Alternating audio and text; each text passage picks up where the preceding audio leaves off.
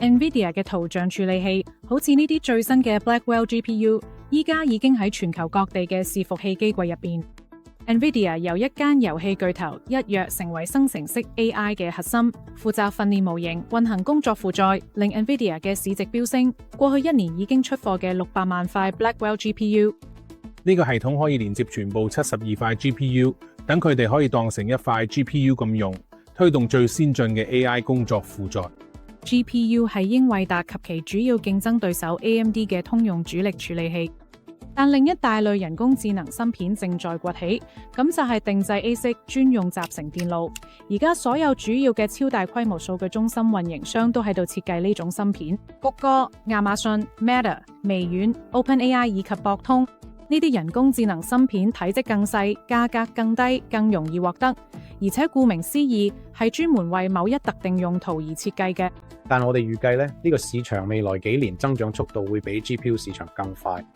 人工智能芯片仲包括 FPGA 現場可編程嘅陣列，同埋一大堆用嚟推動邊緣 AI， 即係喺裝置上運算而唔係雲端嘅芯片。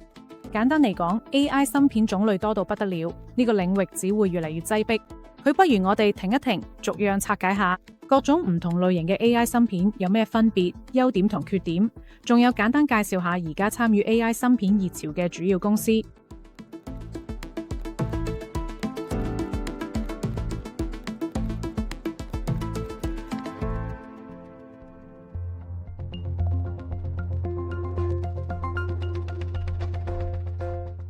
只係一瞬間嘅事。喺10月 ，NVIDIA 成為史上第一間市值達到5萬億美元嘅公司，多得咗原本用嚟打機嘅 GPU， 依家變咗 AI 芯片之王。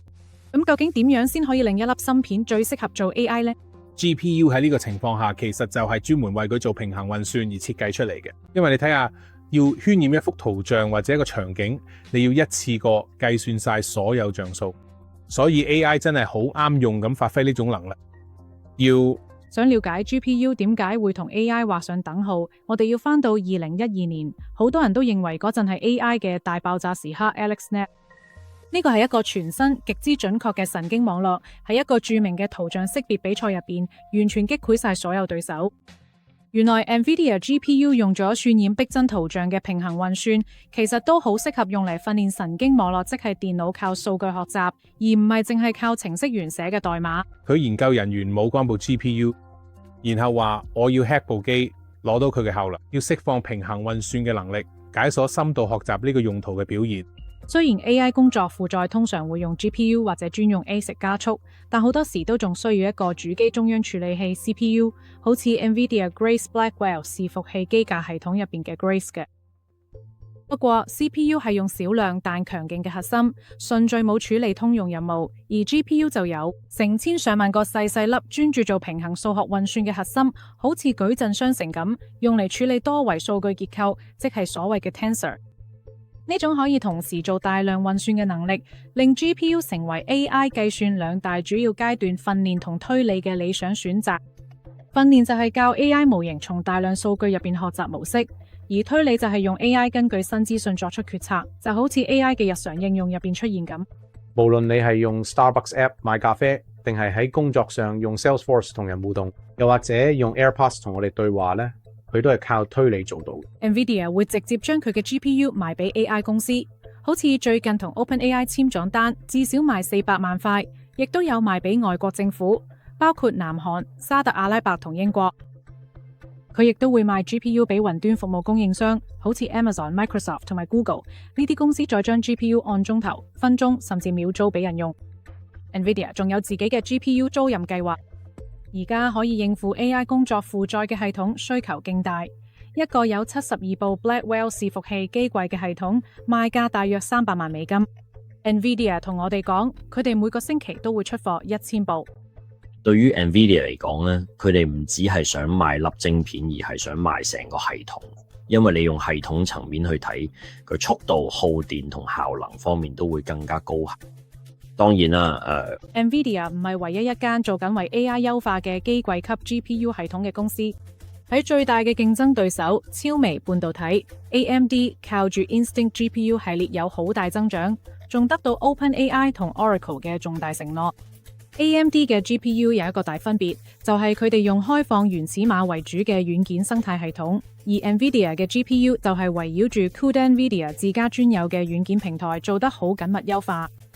NVIDIA 話佢哋下一代 Rubin GPU 會喺下年全面量產。呢部真係一部極之靚嘅電腦。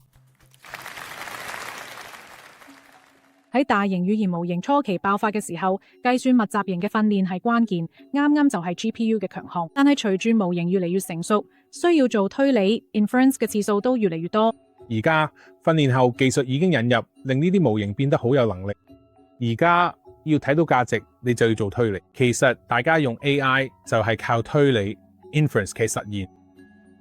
推理可以喺佢哋喺強勁嘅晶片上面進行，專門為某啲特定任務編程。呢個時候就有專用 ASIC 應用專用集成電腦出場。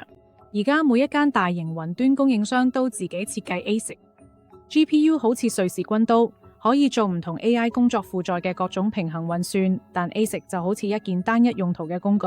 嘅效率高又快，但係只可以做某一種工作所需嘅精確運算，係硬件寫死咗。佢哋喺運行咧，喺工作負載嘅時候可以高效得多、快得多，但係一旦你將佢專門化，燒咗落直晶片之後咧，就改唔到，所以靈活性方面就有取捨。雖然 NVIDIA 嘅 GPU 一張要成4萬蚊美金以上，而且都唔易買到，但好多初創公司都要靠佢哋，因為自己整一粒專用 ASIC 咁做 AI，成本仲貴。呢個成本極高咧，最少都要幾千萬啦，通常仲要上億美金啦。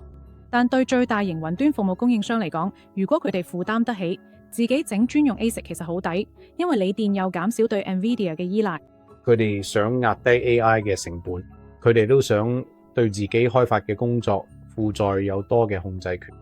但同時咧，佢哋都會繼續同 NVIDIA、AMD 緊密合作，因為佢哋都需要有足夠嘅運算資源。Google 係第一間為 AI 加速而自家設計 ASIC 嘅公司。2015年出第一粒 ASIC 嘅時候，仲創咗個名叫 Tensor Processing Unit TPU。TPU 亦都幫助 Google 喺2017年發明嘅 Transformer 呢個架構，而家幾乎所有現代 AI 都係用緊。我哋2024年去咗 Google 嘅晶片實驗室參觀，其實入邊有4粒晶片，入邊咧有2粒係連住一部有 CPU 嘅主機，跟住咧佢哋多色嘅電線咧，其實就係將所有 Trillium 晶片連埋一齊，等佢哋可以一齊運作，好似一部超級電腦咁。距離第一代 TPU 已經10年 ，Google 啱啱推出嘅第7代 Ironwood， 同時佢哋同 Anthropic 簽咗一份大合約，用多達100萬粒 TPU 去訓練佢哋嘅 LLM Claude。有啲人甚至覺得技術上佢哋已經同 NVIDIA 叮當碼頭，甚至更勁。但係傳統上咧 ，Google 只係用嚟做自家內部用途。有好多揣測話，長遠嚟講 ，Google 可能會開放 TPU 俾更多人用。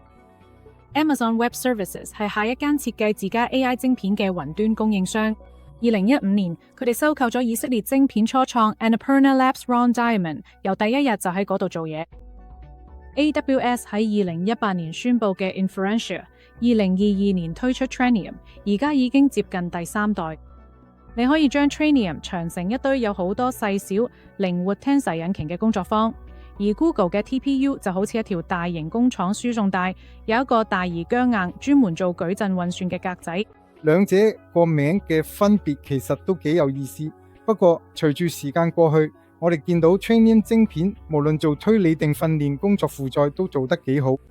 平均嚟講，我哋見到 Trainium 可以提供大約3至4成更好嘅性價比。同 AWS 入邊其他硬件供應商比起嚟。10月嗰陣，我哋去咗印第安納州北部，做咗 Amazon 最大 AI 數據中心嘅首次鏡頭導覽。Anthropic 就喺嗰度用緊50萬粒 Trainium 2晶片訓練佢哋嘅模型。而家我身後面佢哋正喺度準備運送呢啲塔式伺服器，2座塔一齊就會組成一部超級伺服器。最特別嘅地方係入邊完全冇 NVIDIA 嘅 GPU。雖然 AWS 係其他數據中心都塞咗好多 NVIDIA GPU， 咁滿足好似 OpenAI 咁嘅 AI 客戶嘅需求。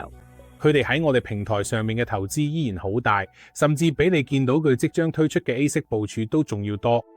講到客製化 ASIC， 就一定要提 Broadcom 同嘅最大對手 Marvell， 佢哋就係做後端合作夥伴，咁樣客戶就唔使自己請成隊 Silicon 團隊，所有嘢都自己搞晒。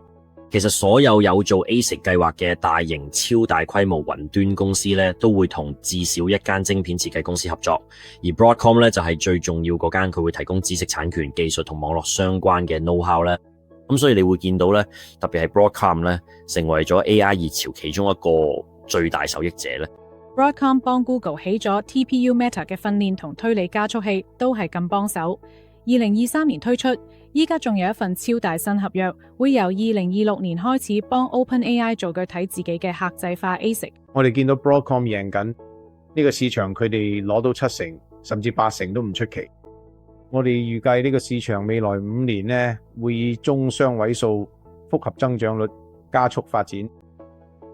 Microsoft 都開始玩 ASIC， 打算主要喺自己 Azure 數據中心用自家嘅 Maya 晶片。雖然自從2023年公布計劃之後，佢嘅新消息，而且下一代 Maya 晶片都面臨延遲。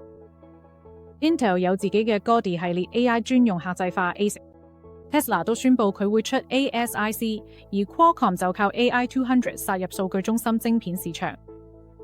當然，仲有一大堆初創公司都全力投入做客製化 AI 晶片，好似 Cerebras 做緊超大塊全晶圓 AI 晶片。仲有 Grok 專注做推理用嘅語言處理單元。最後一大類 AI 晶片就係用嚟跑 Edge AI， 即係喺裝置本身運行，而唔係喺雲端。你可能都想喺自己部裝置本地運行 AI 模型，甚至係手機都得。所以嗰粒晶片入邊嘅處理器可能會有一個專門做 AI 處理嘅模組，你唔使成日同數據中心溝通，仲可以保護你手機上面嘅私隱數據。NPU 即神經網絡處理單元係一種主要嘅邊緣 AI 晶片，係專門用嚟加速 AI 運算，會整合咗手機或者手提電腦嘅主晶片入邊，即係所謂嘅 SoC。所謂系統級晶片 System on a Chip 就係一粒晶片入邊有好多唔同嘅模組，負責處理唔同部分嘅運算。因為好明顯，手機入邊要有一個好精簡嘅系統，可以做到好多唔同嘅功能，所以佢唔係一粒獨立包裝嘅 AI 晶片。佢哋用直面即細嘅，所以成本都平咗，通常比起大型數據中心嘅晶片平好多。而家用咗令 PC 有 AI 功能嘅 NPU 主要係 Qualcomm、Intel 同 AMD 生產嘅。至於 MacBook Apple 自家嘅 M 系列晶片都內置嘅專用嘅神經引擎，不過 Apple 就冇用 NPU 呢個名。而家最新嘅 iPhone A 系列晶片入邊都已經內置咗類似嘅神經加速器，即係專門處理 AI 運算嘅細細粒處理器。我哋9月嗰陣都見過。點解裝置上面嘅 AI 咁重要呢？我哋知道，如果可以喺裝置上面處理，咁就可以最好咁保障用戶嘅私隱。另外一樣嘢就係，咁樣對我哋嘅講都好高效，反應都快啲。我哋知道咁樣可以更加掌控成個體驗啦。最新喺 Android 手機都已經批咗主要嘅 Qualcomm Snapdragon 晶片入邊內置嘅 NPU 用嚟做 AI， 而 Samsung 嘅 Galaxy 手機都有自己專屬嘅 NPU。NPU 仲推動住汽車、機械人、相機、智能家居裝置等等嘅 AI 嘅產品，係 NXP 同 NVIDIA 呢啲公司做嘢。咁所以而家大部分注意力同資金都流向數據中心，但係隨住時間過去，呢個情況會改變，因為我哋會喺手機同汽車入邊都用到 AI， 喺可穿戴裝置同其他各種應用上邊咧 ，AI 嘅應用咧都會比而家多好多。跟住仲有 FPGA。即係現場可編程嘅陣列，可以用喺數據中心或者嵌入嘅裝置入邊。呢啲晶片可以喺製造完之後再用軟件重新配置，適用於各種唔同嘅應用，例如信號處理、網絡，仲有感錯 AI。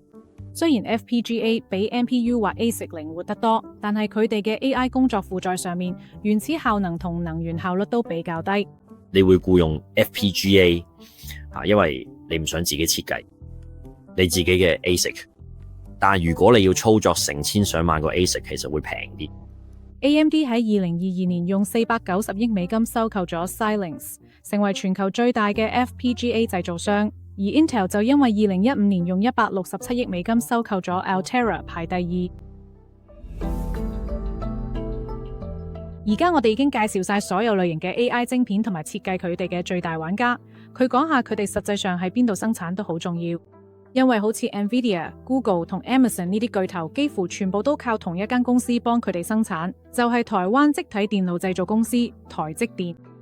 Safecon 係拜登政府嘅 AI 同半導體政策顧問，佢哋大部分都喺台灣生產，呢個都變成咗半導體行業一個新嘅地緣政治問題。